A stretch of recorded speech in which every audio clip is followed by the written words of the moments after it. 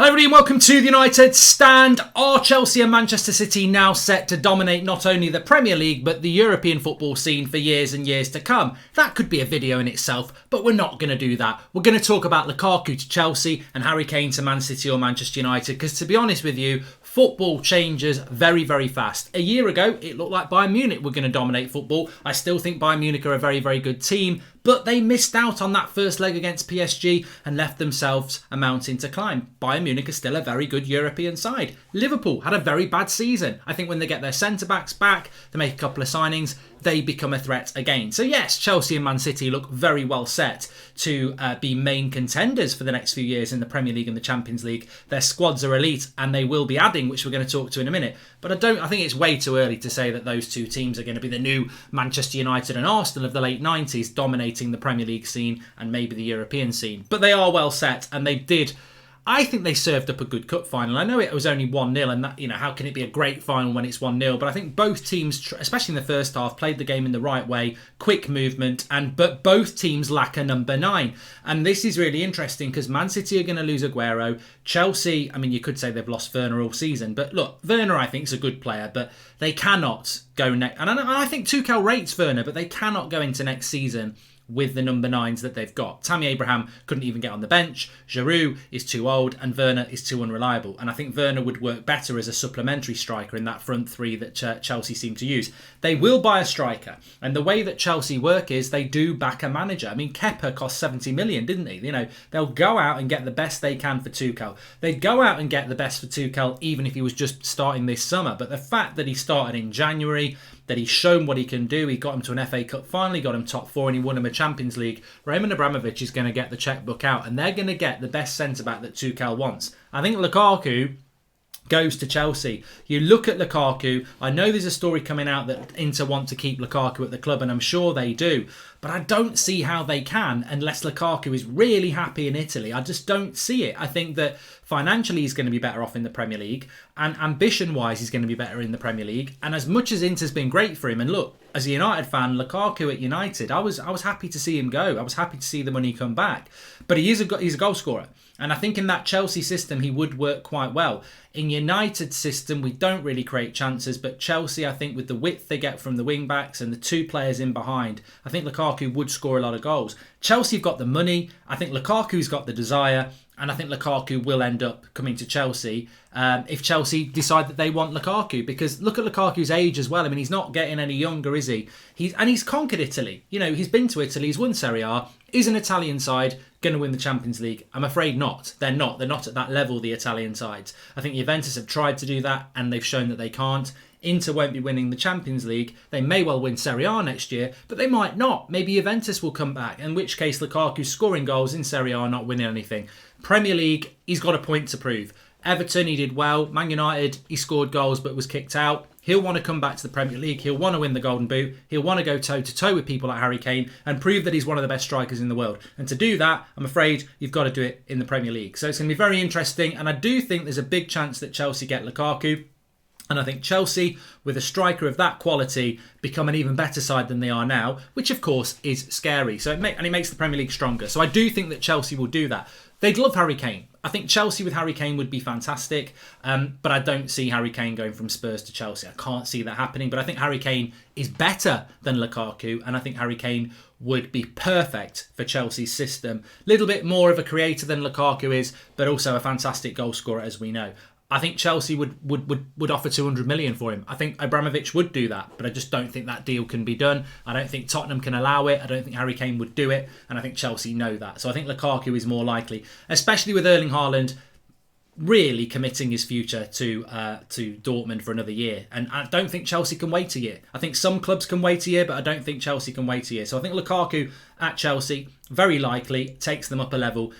They'll do other business as well, but I think with a number 9, Chelsea go up to another level, which is a scary thought. Man City need a number 9. They needed a number 9 in that Champions League final. I think Pep went too clever not playing a CDM, but I also think a number 9 that suits Man City.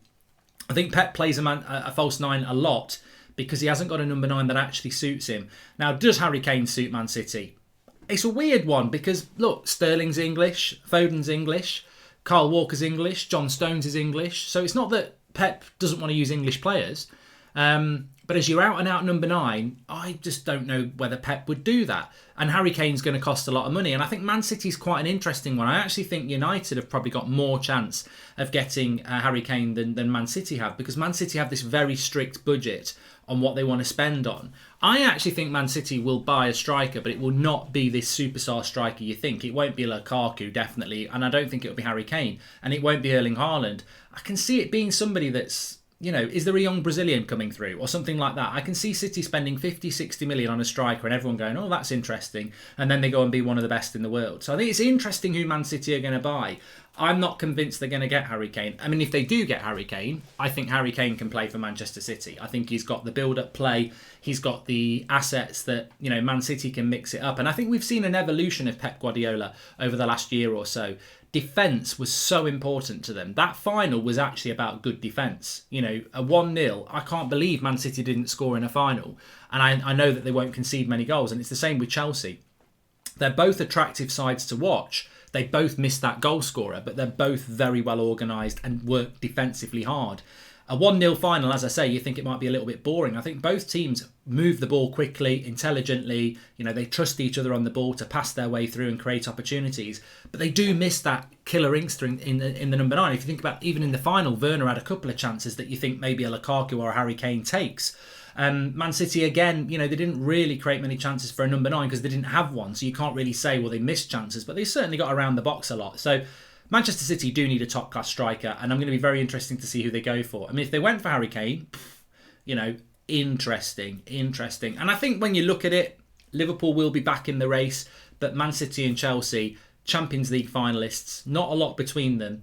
A real rivalry there between Pep and Tuchel. I mean, that excites me as well.